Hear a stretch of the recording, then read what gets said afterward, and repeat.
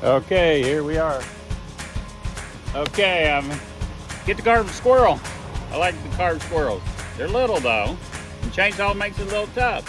But what I'm gonna do is I'm gonna show you how to use a little chainsaw, the steps of doing it, and we're gonna finish with a great squirrel. Now we gotta do some research in that, and we've done that already. So I wanna show you the process I go through in doing a squirrel. And like I said, it is small. So for a chainsaw, it impresses people. Now these go up to North Carolina. They have a lot of white squirrels and they're famous for the white squirrels in North Carolina. But white squirrels are pretty much all over the United States. They are not an albino squirrel. Some people think they're albino. They are not. Yeah, black squirrels, brown squirrels, red squirrels, fox squirrels. Cat. This is called a cat squirrel, I believe. That's what we've always called them, but you know, it doesn't mean it's always right. So anyway, I'm going to show you what I do with it. Like I said, I am a rough wood carver. I do it with a chainsaw. When I get done, I'll go in there with a Dremel and do the eyes. And that's it. That's what they get because that's the way I carve. Other wood carvers, oh man, they go to town with their tools and everything else and it's finished. And they are good. And they do a beautiful job. My hat's off to them. And I love looking at their work. So here we go. Let's dive into it.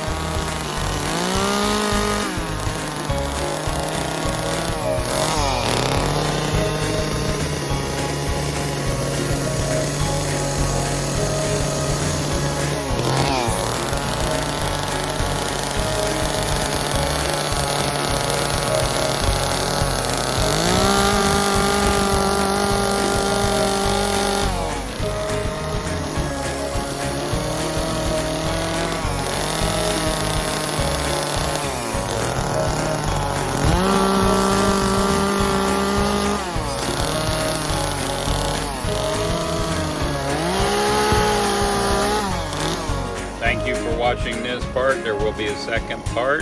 This is Jerry at Ami's and Jerry's Place, the Little Philippines. Please like, subscribe, leave a comment, and share it. Thank you very much. Bye.